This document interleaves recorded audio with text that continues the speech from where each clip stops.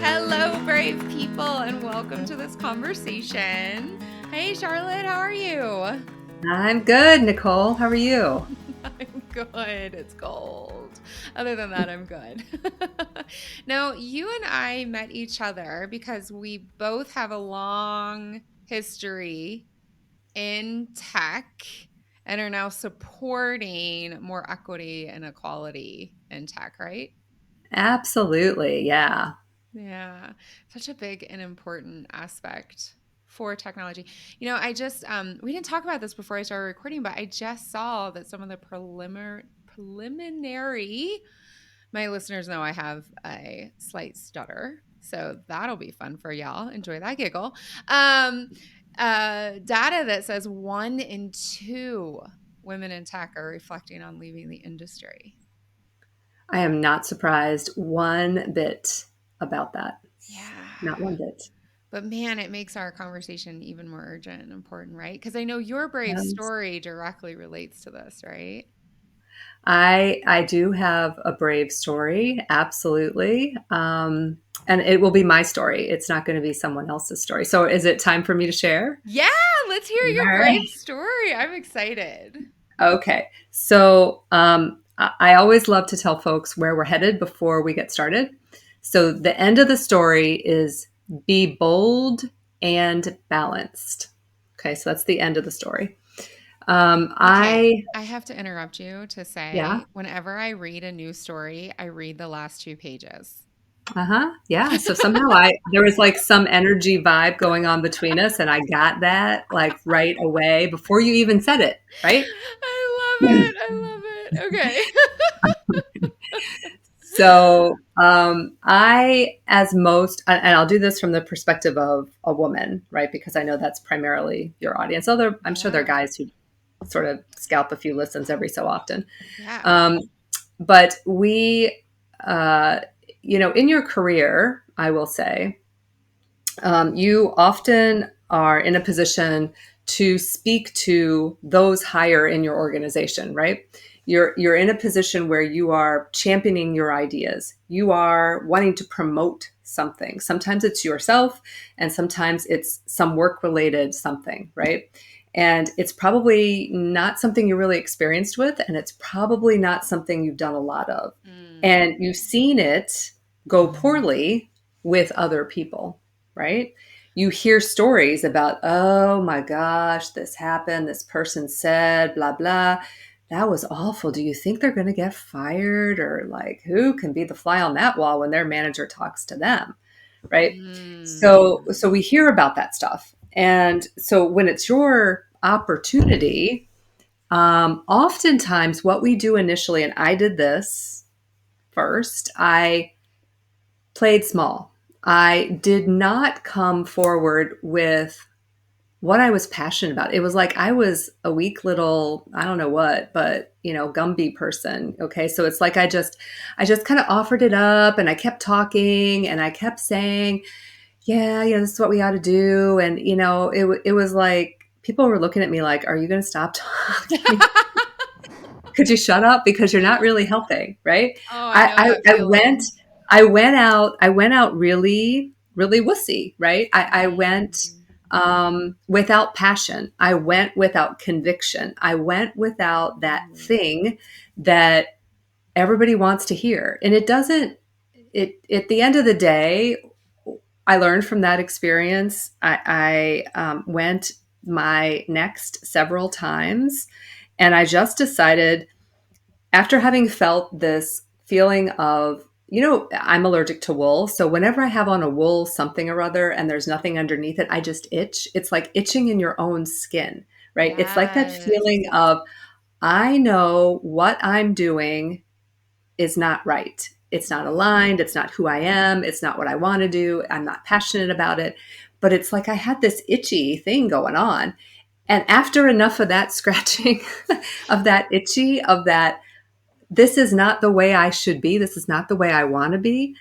I just decided, okay, look, I have got to go true to self. I have got to go with my passion. I have to go to this conversation saying what I feel like needs to be said, Oof. period. Okay, I got to do it. Right. So that's the bold part. So the first I, time that you showed up in a conversation like that, saying, "Okay, I'm gonna do it," like what was what was the specific situation? Had something gone wrong in a project and you were, I don't know, presenting to your steering committee, or what was it that well, I mean, there's probably a tons of them. I was asking in this particular example, I was asking for a lot of money to go forward to investigate something that was something we needed, right? It was something we needed to do, something that was different, something that was going to Mm, change the way we did business, something that our company had not done before. Okay, so that was my ask, right? And it wasn't a small amount of dollars; it was a couple $1 million, I think.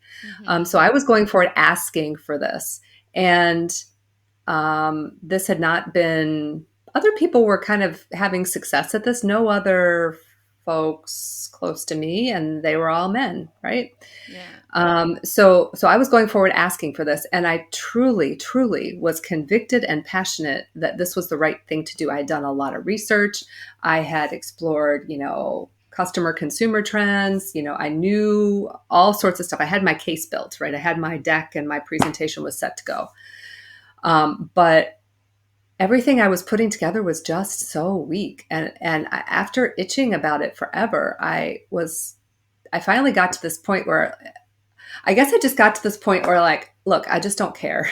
I just have to do this for me, right? I have to do this because Yeah. it's right, right? And at the same point, I said, I don't know how to do this well. I don't know how to do this well Mm. because I didn't have the good experience for it. So I found a few mentors that gave me some tips. I read up on some stuff and basically used one technique that I think is really good if you're starting out, in this space of needing to do this for the first time and not really sure how, but you're convicted that you're going to do it. I think it's about saying as little as possible and then stopping, right? So, Mm. how do I get through my, like, whatever my points are, and then ask, and then be quiet, Like, can you right? give me an example? Because, yeah, can you be more specific? Yeah. So let's say I want to ask for, I'll just make this up. I want to ask for $1 million because I find a technology platform that is phenomenal for my project, right? Just make it really simple. Okay. So I'm going to go in and I'm going to say something like, you know, the situation is changing. Our competitors are moving forward. They've leapt ahead by, 40%. We continue to not, address this gap that we have within our system. I'll just make these generalities within our system. And through my research, I feel as though the solution of company Z is the right one to go forward with for these three reasons. And you list them out. Okay. And then you stop, right? You stop. You already have your deck of like how many ever pages you pulled together of support and everything like that. The folks at this level tend not to listen very, I mean, their minds are like, somebody said to me this week, I'm just like a squirrel, right? I cannot listen for that long, right? So get out what you want to say, you get out, be bold about it, and then just shut up. I think so many times, just to be blunt, so many times we talk, we kind of convince ourselves out of our convincing, right? we Hmm. we say something and then we backtrack. Oh, but I'm not really sure. Oh, but I think it should work, and we've done this stuff, and then you go on for like another 20 minutes and they're like, they totally have lost the point that you were driving home with this really clear, concise argument, Yes. Yes. right? So, Yes. so the first time I did that, I have to tell you, I was very sweaty. I was. I walk into this room, there's like 5 people at this table. I made sure to wear a color that I looked really good in. And I was trying really hard to talk slower than usual because when you're doing these things, you tend to go, your voice shakes. And so I was like, deep breath, spit it out slowly. Mm-hmm. And then I stopped and I counted really slow. They say count to 10, but I counted to 15. And Okay. I just, when I counted, I looked every person in the eye for like 2 seconds of that, right? And that was it. And it was unnerving. It was Yes. absolutely, I'm like, holy cow, is this going to work? I, I, Yeah. I, I don't even know if I made the right choice. But at the end of the day, they said, okay, well, let's hear about the rest of what you have to tell us because I sent my stuff in advance. They looked at the presentation. So then I had like a door open, right? Right. Because Um, they now have shown you a buy-in. yeah, And then now they're going to have a little bit more of their squirrel focused on those nuts. yeah, yeah. I mean, Two more, so two so more I love seconds. that this is the yeah, 2 more seconds. You know? Um, this is basically what I tell people to do when they're asking for a promotion as well. Yep, it's the same So thing. it's the same thing. So paragraph one is why you're extraordinary. You choose whichever of the ratings that you're looking for if you're working in one of the places with ratings. If not, you just say how awesome you are. You have 2 or 3 sentences, high level summary of why that's true. And the Yep, second paragraph starts with I aim to be promoted to, and then the exact job title or level in your company, and 2 or 3 sentences, and then you let them respond. yep. The bold, yeah, it's great. I mean, I know that when I was working on multiple projects and leading these teams and time zones and kids and my own insecurities and things like that, I Hmm. was definitely a squirrel. I needed it to be very simple. Give me the high level. It's terrifying. It's so funny because when you're on the other side of the table, and I know you've been there as well, you don't realize it's terrifying for the other person. You think they're being helpful. Yeah. Yeah, but it's terrifying. Well, Terror's it's like so if when you're on the other side of the table, the person comes in and they are so concise and so direct, you do not have to do any additional work to figure out Mhm. what the heck this meeting is about, right? Yeah, So you're right. You're so thankful that they just kind of get to it, right? And now exactly. it's your job to react, take a moment, think about that, give a perspective. And it was so different for me seeing that happen as the person presenting. I'm like, oh wow, that kind of worked. Right, yeah, and It what worked. I also really appreciate about this type of communication and presentation is that I know I'm empowering the other person to say yes or say no, but they understand what they're answering. Yep. And when I'm the person being presented to, I know what I'm choosing. Yeah. Right? So you came up and you're like, oh, 1 million for the software, and here's why. This is my solution. And then you go into silence. At least the other people know what the heck they're responding to. Right. And even if they say there's no way we're going to spend $1 million, my response would have been, you've already spent 5 million in poor solutions, and that's, just targeted to continue. So Hmm. spending 1 million now actually saves you whatever it was, right, here in the Right. future. So if you would prefer to spend the 5, I don't understand how that makes business sense, but I'm open to you convincing me that's a good idea. Yeah. I was like totally I mean, like, I'm like, really, that's just not making sense to me. So Yeah. So how did that change you as a professional and as a person to shift that? well, so like I told you at the beginning, what I was going to say was bold and balanced. I Hmm. think you need to remember that while you're giving the person you're presenting to a decision, you have to be prepared to present um, the balanced perspective, the both sides of the coin, because there's going to be somebody who's going to have a very valid reason why your idea is not what they want to go do. It's Hmm. not what they, Yeah. they're going to have really good, valid reasons for it. And their arguments need to be voiced, right? So you need to provide, this is what I say, and this is the balance. So I think what I had always done in the past was the balance. It's like the pro con, piece of paper with the two sides. It's let me think about what the solution was.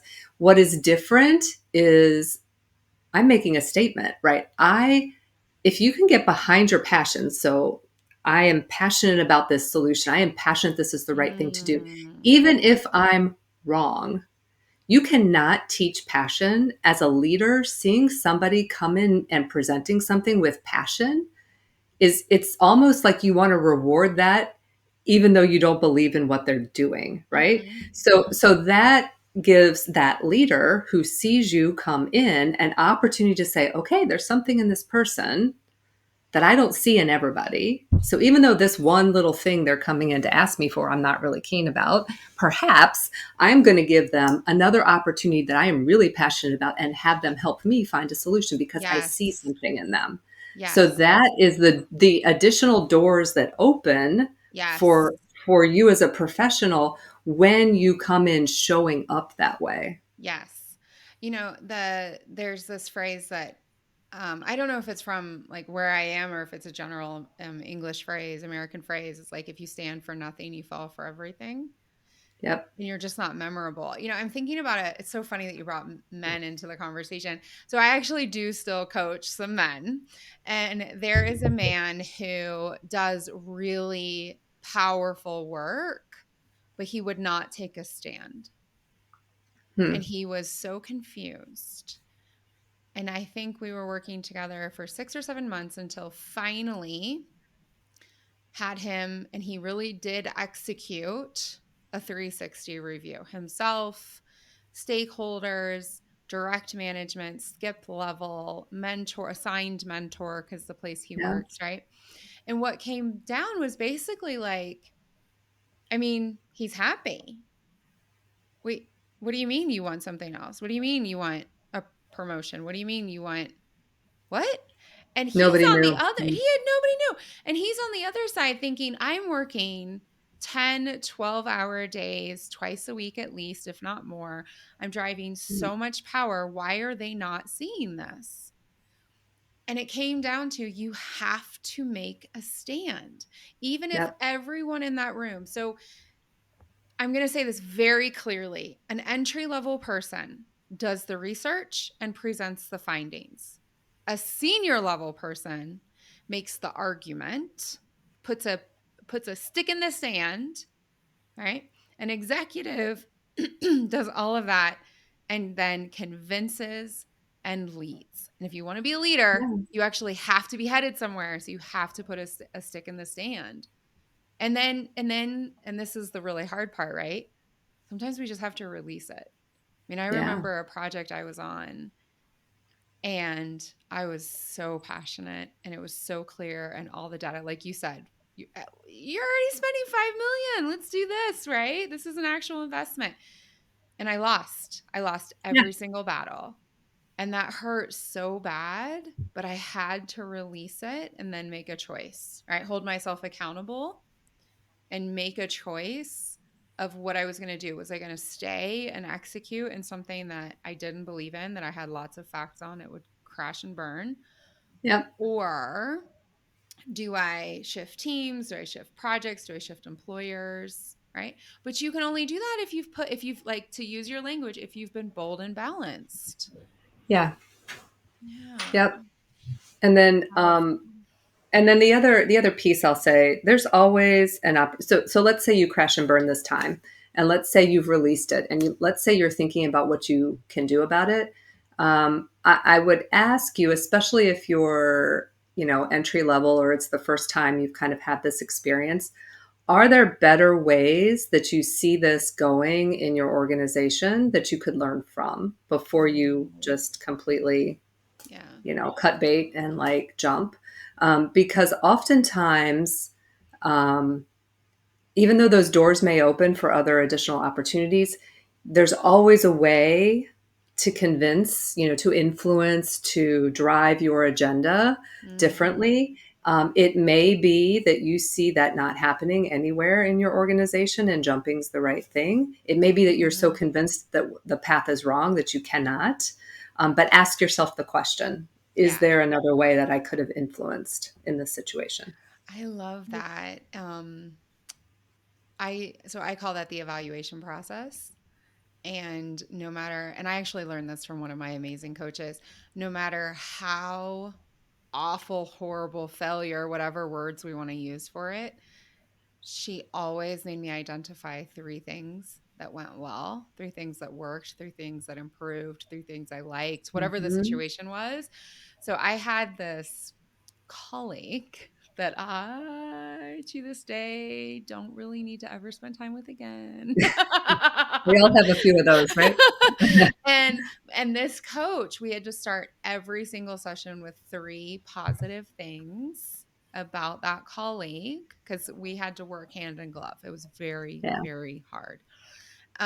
Three things with that colleague that I had learned from the colleague. I had seen the colleague do well. The colleague had brought into a conversation, but I had to, and it was that evaluation. And at the end of the day, what I'm actually doing is evaluating my response to somebody else, right? Hmm. We have to mature to get to that point.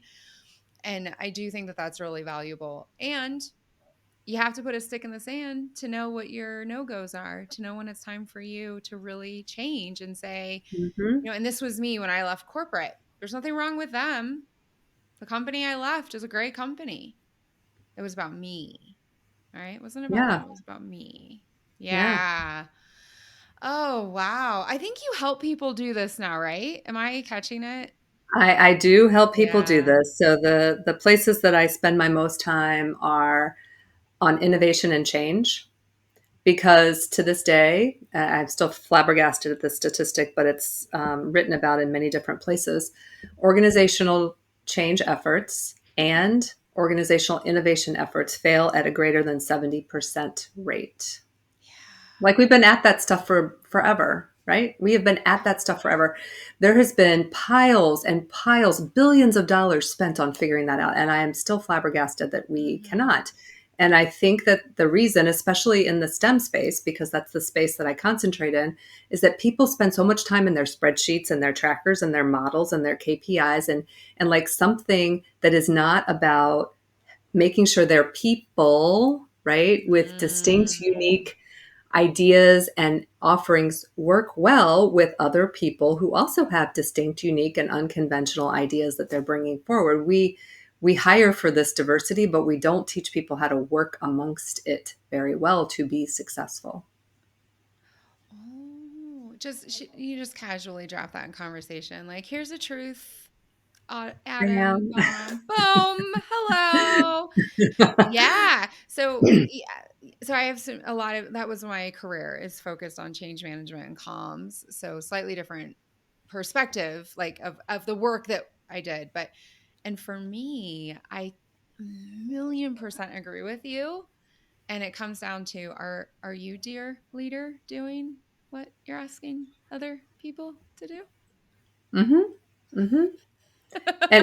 And to your point of saying something positive about people who you're required to work with, those leaders were not taught, nor Yes. did they have heard that there's a little bird chirping in their ear that says you must hire for diversity, we need diversity, it's going to make us stronger. So they find these diverse people and that's really what they're supposed to do, but then nobody, it's that gap that's the what's next. Okay, now you've got a bunch of diverse people, how are you going to work, how do you teach them to do this well, how do you Hmm. teach the collaboration, like Hmm. the bio, so I'm a science person, so the biomimicry example is the ants or the bees working in collaboration, you know as a unit. Like, how do you get your Hmm. team to do that, right? Yeah. And are you doing it yourself? Because what I Because you are find, part of the team. because you're a Yeah. part of the team and you also have your team, right? And the more senior you Hmm. become, right? You have your executive council or your C level, or you are in the senior leadership team or Right. whatever.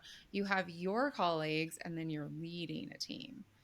And one of the most powerful lessons that I have seen to make change actually stick is when the leader sits back and goes, huh, I'm in an, like my colleagues are spread out or they come from different functions or they have different, whatever it is, right? Am I Mm-hmm. actually collaborating in a powerful way with all these different ideas as a colleague?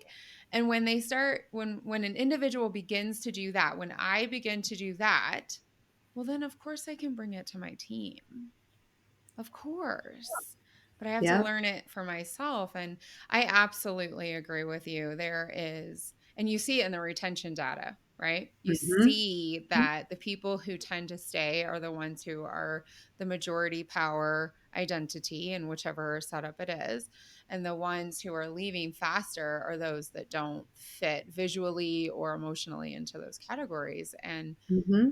I mean, the data is clear. Data is so clear.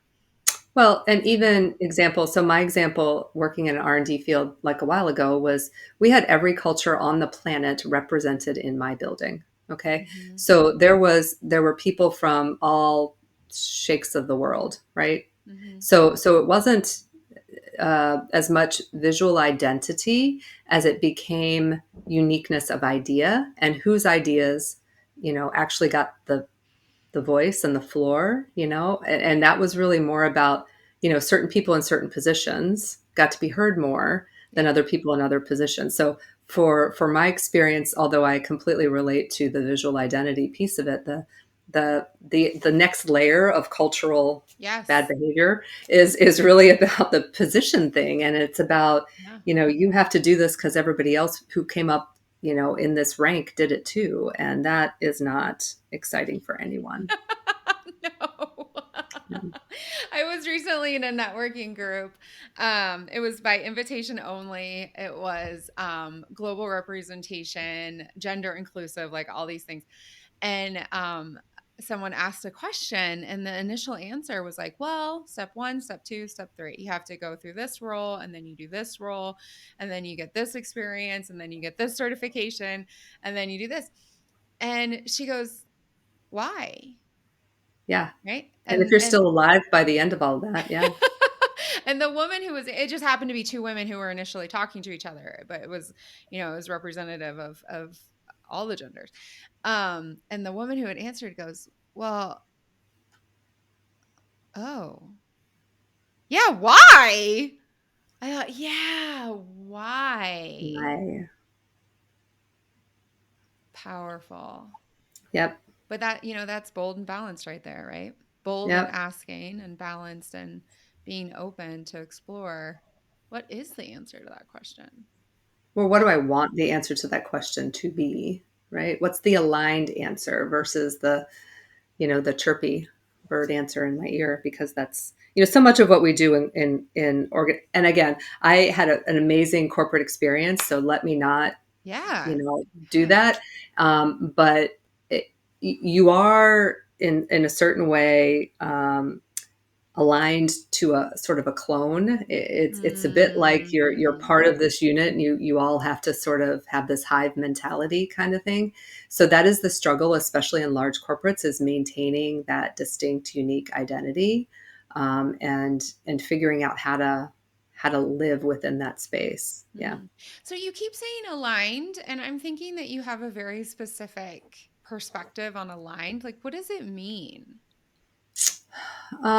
So for me, alignment is, so the words that I've heard used are aligned to self, aligned to my truth, aligned to who I am. So I feel as though, and this happened to me, I feel as though sometimes, you know, there'll be a point in your life when you really know what you're doing, you really know what you're passionate about, you really know what you want, what you speak, what you do, who you meet, how you assemble your community, your groups is all aligned with kind of where you are as a person.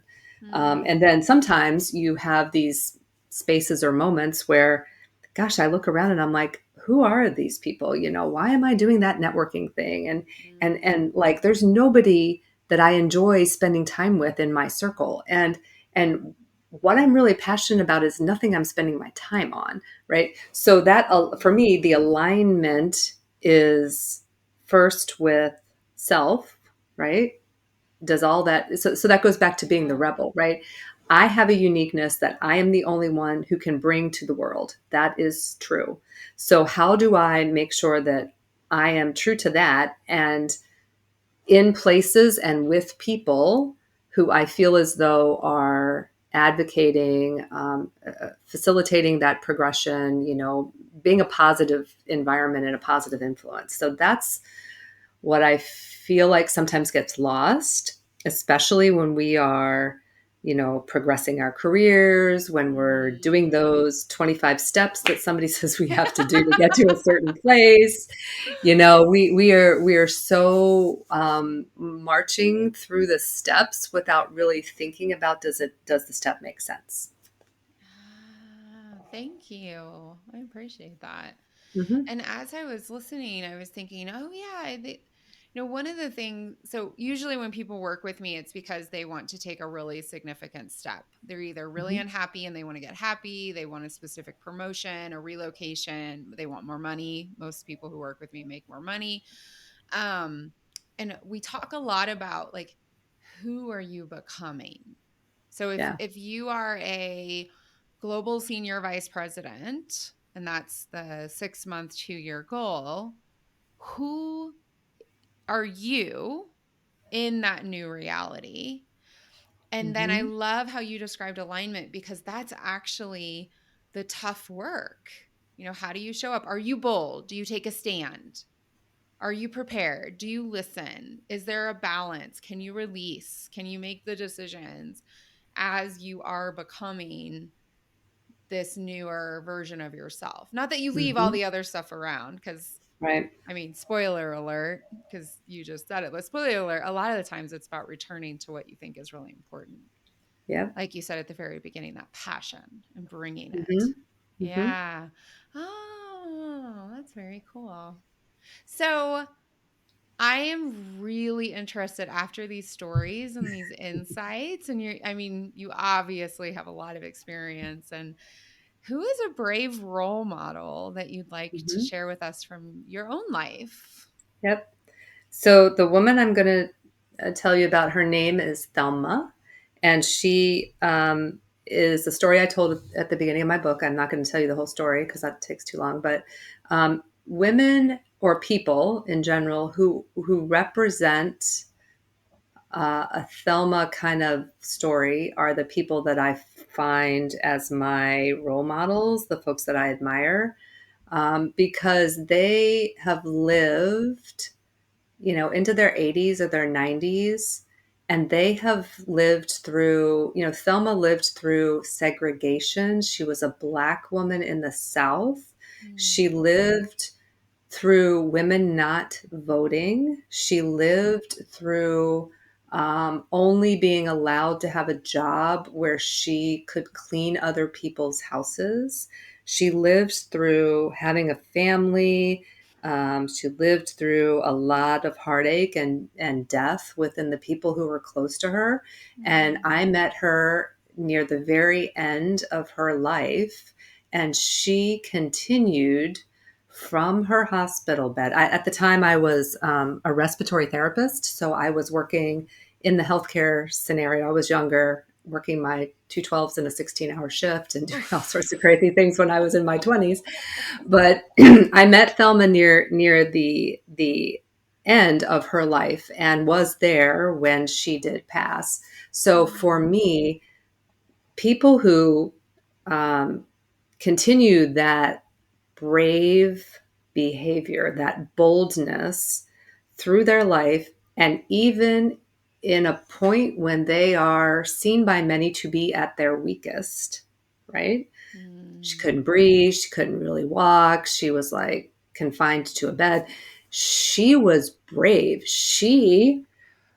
I walk into her room, never met her before, but people had told me about her because she was we called them frequent flyers. A lot of lung patients have regular yeah. visits. Uh, So, just based on their disease. So people had told me about her. I walk into her room. She probably looked at me for less than a minute and began to tell me things about myself. That's bold, right? Because I don't know her. She doesn't know me, Wow. but she, in some way, shape, or form, had something inside of her that said she wanted to tell me something. So, and she did this with everybody, right? These people who continue to be bold in the face of Mm. what is perceived as weakness, right? So this concept of negotiate from a point of weakness or be bold in the face of weakness, I find a lot of fascination with, because I'm learning that your power is in that weakness. Your power really isn't in the position of strength. So I think that for me, Thelma is probably someone that I would definitely say I admire. Anybody who has lived and been brave, it's Mm. probably straightforward to you to for you to look back in your life and point to a point in time when you were brave, point to a specific incident when you were brave. Maybe you've got a few of them, but literally to have lived 80 or 90 years and continue through all of that, right? Which seems insurmountable to those of us who didn't live through that, to Mm. continue to be brave on your deathbed is just amazing. So Thelma would be my Ah, example. that is beautiful. Oh, that is beautiful. Yeah, we have no idea what we create in the world and who we influence and inspire. And it's those moments. Yeah, I call them the small moments of real bravery. That's Yeah, beautiful. Thank you for sharing. And what is absolutely. the name of your book? You just like slid in there like, "Oh, the beginning of my book." Yeah, What's the name? So the name of the book is Rebel Success for Leaders: Lead, Grow, and Sell Fearlessly. So it's out print, audio, Audible, all the formats. So yeah, Oh, fantastic. So we know that that's one way people can learn more about you and get inspiration, step into their bold and their balanced. absolutely. Where else can people follow you, get to know you better, contact you directly? What's best? Sure. So website, rebelsuccessforleaders.com. There's I put the podcast replays, some videos from my speaking there, some blogs, so you can learn more about the stuff I say and the stuff that I write. I would love to connect with people on LinkedIn. That's my primary social media channel. And messaging me there is great. I will always ask people who connect with me how they heard about me. So I'd love to hear that it came through Nicole's show. That would be Excellent. awesome. Yes. So yeah, that's the way. Yes. And spoiler, you definitely want to connect because Charlotte is starting to make videos that are short and Yeah. impactful. So in 90 Yes. seconds, you pull some really powerful insights out of there. So that is Thank fantastic. you. Yeah, of course. I'm glad folks are, yeah, those have been going really well and they've been fun to create. Mhm. Yeah, I'll be announcing some stuff next year too. So we've got a couple of new programs that'll launch. So I'm excited about that too. So Into if you, 2020. yeah, it's good. Cool. Well, thank you so much. And I'm really grateful that you shared some of your personal story Hmm. because there's so much wisdom that we can gather from everything you've put into the world, including your book. So, Yes. thank you. And thank you for having me, Nicole. This has been a great conversation, really easy to talk to, fun stuff to talk about. So thank you. Yes, for sure. All right. Until next time,